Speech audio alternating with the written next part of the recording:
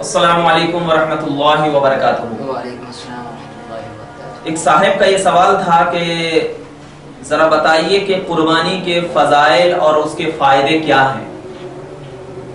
تو یہ سوال کافی اچھا ہے۔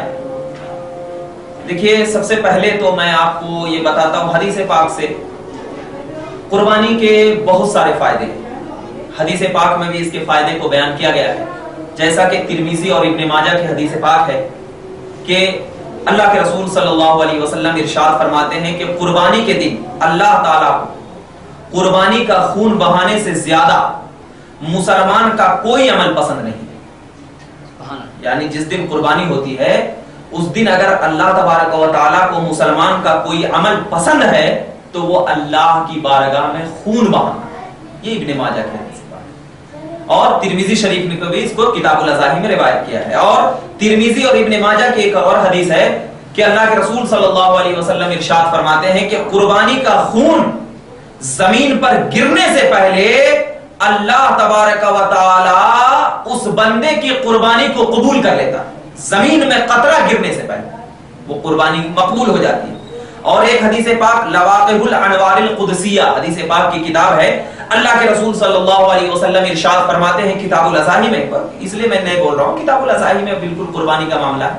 اب دیکھ سکتے ہیں کہ قربانی کے خون کے ہر قطرے کے بدلے میں اللہ تبارک و تعالی ایک گناہ بخش دیتا ہے قربانی کرنے سے۔ یعنی قربانی کرنے کا جانور جب قربانی کرتا ہے تو جو بندہ قربانی کر رہا ہے تو ایک قطرہ زمین پر جتنا قطرہ خون گرتا ہے ایک ایک قطرے کے بدلے میں اللہ تبارک و تعالی اس بندے کے گناہ کو بخش دیتا ہے جو بندہ کے اپنے نام سے قربانی کر رہا ہے۔ یہ فائدہ ہے۔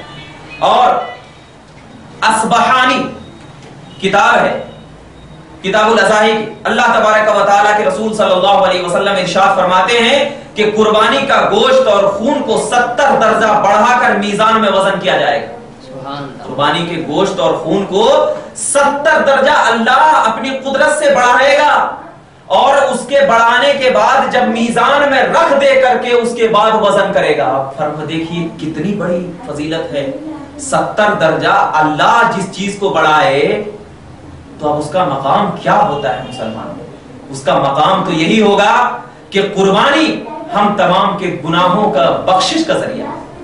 انسان اگر ایک مرتبہ قربانی کر لیتا ہے تو اللہ تبارک و تعالی اس خون اس گوشت کو جب میزان میں رکھ کر کے تولے گا تو 70 گنا اپنی قدرت سے اس کا وزن بڑھا کر کے تب میزان میں رکھے۔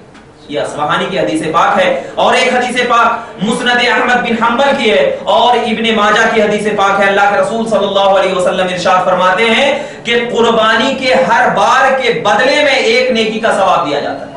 یعنی قربانی کے جانور کے اوپر جتنے بال ہیں اس بال ایک ایک بال کے بدلے میں اللہ تبارک و تعالی اس قربانی کرنے والے کو ایک ایک نیکی دیا جاتا ہے۔ کوئی گن سکتا ہے قربانی کے جانور میں کتنے بال ہیں؟ کوئی نہیں گن سکتا۔ مطلب یہ حدیث کا یہ ہے کہ انسان کی سوچ جتنی ہے اس سوچ سے بھی زیادہ اللہ تبارک و تعالی اس کو ثواب عنایت فرماتا ہے جو انسان قربانی کیا کرتا ہے۔ اور حدیث پاک مرقات جو مشکات شریف کی شرح ہے، مرقات علامہ ملا علی قاری علیہ رحمت و رضوان نے لکھا ہے، اس میں فرماتے ہیں کہ قربانی کا جانور میدان محشر میں اپنے صاحب کے لیے سواری بن کر آئے گا۔ یعنی جو قربان کیا ہے دنیا میں، جس نے جانور کو، یعنی کسی نے مینڈا قربان کیا، کسی نے بکرا قربان کیا، کسی نے گائے قربان کیا، کسی نے بھینس قربان کیا، کسی نے بیل قربان کیا، کسی نے اونٹ قربان کیا، جو بھی جانور قربان کیا اللہ تبارک و تعالیٰ کے رسول فرماتے ہیں وہ جانور میدان محشر میں اس کے لیے سواری کا کام کرے گا۔ اللہ اکبر۔ اب دیکھیے زمین تانبے کی ہوگی، آسمان کا سورج بالکل قریب ہوگا، مگر اس اسنا میں اگر کوئی آپ کا کام آئے گا تو وہ کون آئے گا؟ قربانی کا قربان ہوا جانور۔ حالانکہ آپ ظاہری طور پر دیکھیں گے تو اس جانور کو آپ قربان کر رہے ہیں، لیکن وہ جانور جب قربان ہوتا ہے تو لوگوں سے پوچھا جاتا ہے، اگر میں پوچھوں گا اے جانور تو قربان ہونے میں تجھے تکلیف نہیں ہوتی؟ تو وہ جانور کہتا ہے کہ جس کی نگاہ میں خدا کا جلوہ ہو اسے قربانی میں تکلیف کیسے ہو سکتی ہے؟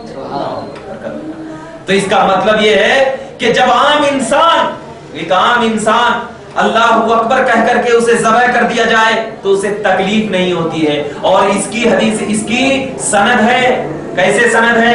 سورہ یوسف آپ پڑھیے، سورہ یوسف پڑھیے. حضرت یوسف کا چہرہ کتنا حسین و جمیل تھا. جب حضرت زلیخا کو ان کے یہ ساتھیوں نے، ان کی سہیلیوں نے کہا اے زلیخا تو یوسف پہ مر مٹتی ہے، آخر کیسا خوبصورت ہے. تو زلیخا نے کہا ٹھیک ہے میں بلاتی ہوں یوسف کو، تم ذرا سامنے بیٹھ جاؤ، ذرا سامنے بیٹھ جاؤ.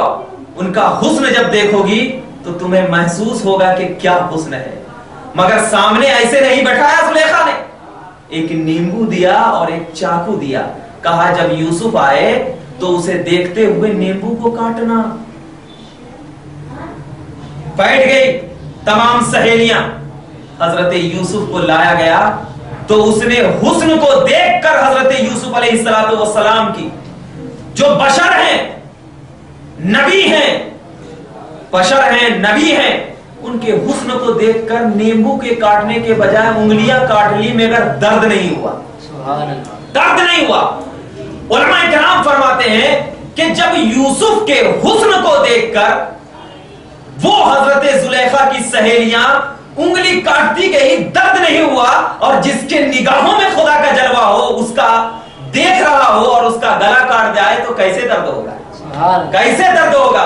اور یہ حدیث میں آیا ہے کہ جب بکرے کو اللہ کی بارگاہ میں اللہ کا نام لے کر قربان کر دیا جاتا ہے تو وہ بکرے کی نگاہ خدا کا جلوہ دیکھا کرتی ہے. اور جب جلوہ دیکھتی ہے تو قربان کر دو، کچھ بھی کر دو، خدا کا جلوہ ان کی نگاہوں کے سامنے کیسے ہوگا.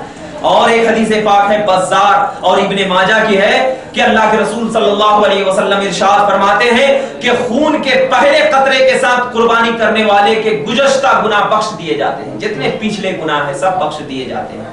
یہ قربانی کرنے کے فوائد ہیں جو حضرات نے مجھ سے سوال کیا تھا. یہ حدیث پاک میں ان کے فضائل بیان کیے گئے اور بہت ساری حدیث پاک ہیں، لیکن ان کے لیے اتنا ہی کافی ہے کہ اگر ان فضیلتوں کو اور ان فائدوں کو اگر وہ شخص نگاہوں میں رکھ کر کے اگر قربانی کرے تو انشاءاللہ تبارک و تعالی قربانی میں اور لذت آئے گی. وآخر دعوانا الحمدللہ رب العالمین. السلام علیکم.